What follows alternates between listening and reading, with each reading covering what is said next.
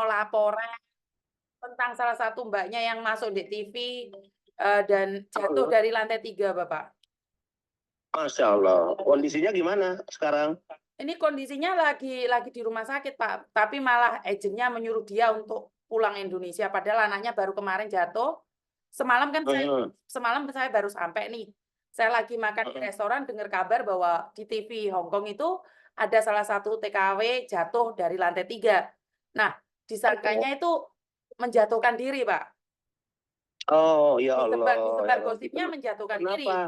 Kenapa menjatuhkan diri? Tidak, Pak, tidak menjatuhkan diri, Pak. Tidak menjatuhkan diri, tapi jatuh saat ngelap. Ya, sekarang di mana? Di rumah sakit? Betul, Bapak. Malah agennya nyuruh dia berhenti kerja, Bapak. Salah suruh bayar denda. Loh, ngaco. Ini kamu udah dilaporkan ke KJRI, udah? Tadi sebelum telepon Bapak, saya belum melapor KJRI, tapi waktu Bapak nggak bisa diangkat, saya langsung lapor KJRI, ada respon. Mungkin butuh bimbingannya, Pak, untuk menyampaikan juga. Untuk ngelap jendela, kan nggak boleh nih, Pak. Lah iya, ini kok malah... Apalagi di luar bangunan, di luar gedung. Betul, Pak, di luar gedung. Kan itu ada di surat kontrak kerja, dilarang untuk mengelap jendela, Pak. Apalagi lantai 3. Saya kirimkan video-videonya, posisi dia jatuh, posisi dia masuk TV Hong Kong.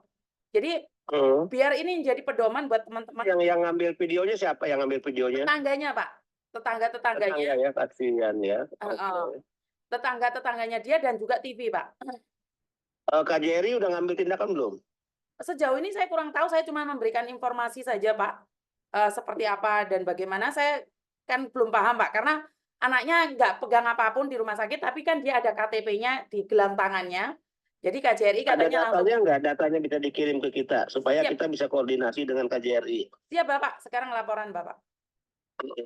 Dikirim juga ke Pak Firman ya, supaya Pak Firman langsung koordinasi dengan KJRI ya. Siap, Bapak. Siap, Bapak. Lah inilah, Pak. Mungkin saya pesen nih, Pak, buat teman-teman yang mau PAP apa pembekalan apa sih namanya itu? Pembekalan itu OPP, orientasi penempatan. Betul, Bapak. Mungkin salam buat teman-teman yang OPP itu, ingatkan sama mereka nggak boleh lap jendela di luar karena di kontrak kerja sudah tertulis, Bapak.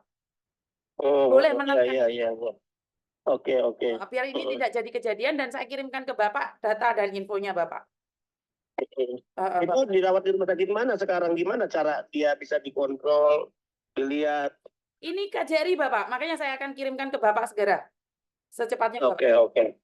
Oke, ya. Saya kirimkan Bapak dan Pak Firman ya, Bapak. Mudah-mudahan cepat sembuh, jika dia luka atau apa cepat sembuh, mudah-mudahan. Siap, Bapak. Siap. Oke, makasih Mbak Yuni. Terima kasih, Bapak. Terima kasih. Oke, buat PT-nya juga hati-hati ya, karena sudah nyampe di Hong Kong, sudah nyampe ke Pak Beni ya.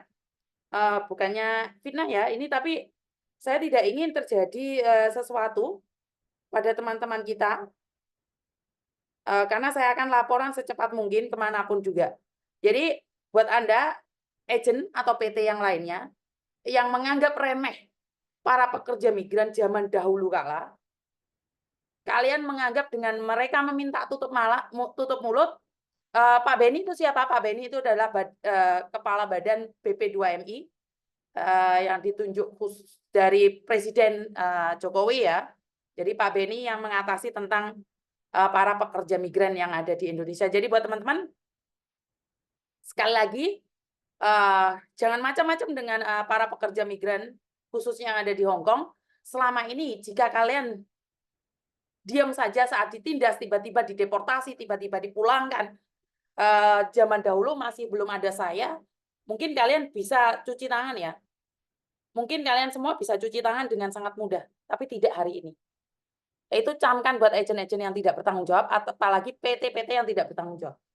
Camkan kata-kata saya. Kalau zaman dahulu kala, kalian bisa memeras para pekerja migran dengan mudah.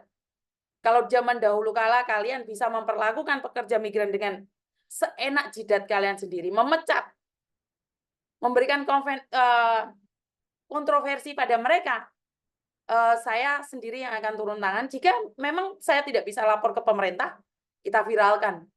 Banyak orang yang menghujat saya karena jalur viral, tapi sekali lagi, jika agen-agen yang tidak bertanggung jawab, masalah pasti ada. masalah pasti ada. Tapi hanya saya minta pertanggungjawaban saja. Apakah kalian kira di agentnya Koko Thomas nggak ada masalah? Pasti ada masalah. Benar nggak? Jadi sekali lagi buat teman-teman yang selama ini mudah dianiaya, mudah sekali diintimidasi, jangan pernah takut. Ya, sebenarnya khusus buat Hong Kong ya Mbak ya, karena negara lain saya kan nggak paham. Saya nggak boleh dong, oh saya Taiwan nggak paham nih. Tapi jika kalian butuh bantuan, saya bisa mempertanyakan pada penggiat-penggiat negara lain. Ini sebenarnya saya pribadi itu khusus buat Hong Kong. Tapi jika kalian ada di Arab Saudi, ada dimanapun, dan kalian butuh bantuan, saya siap. Tapi ingat, kekuatan saya terbatas. Kekuatan saya terbatas karena saya seorang diri, saya bukan organisasi, saya bukan punya kekuatan yang backup-nya besar di sana. Saya cuma punya dekengan pusat, yaitu Gusti Singgawe Urip. Saya cuma punya backup-an dari atas saja, dan dekengan pusat, dan kalian semua. Jadi yang mendukung saya saat ini adalah kalian semua. Kenapa saya bilang, tolong share, tolong bantu tap-tap. Bukan karena di uangnya atau sawerannya, Mbak.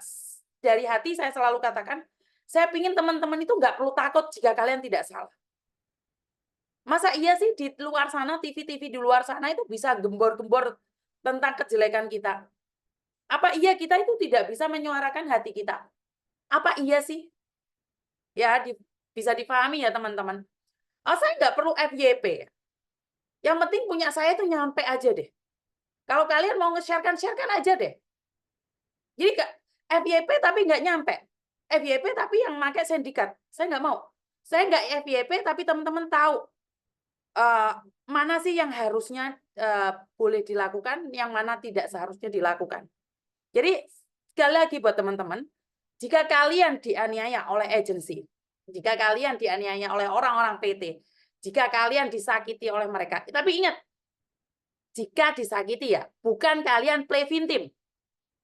Bukan kalian yang menyakiti terus kalian pura-pura lapor ke saya. Enggak ya, enggak saya tolong ya. Nanti dikiranya kalian bisa memperalat saya. Saya tidak bisa diperalat juga ya.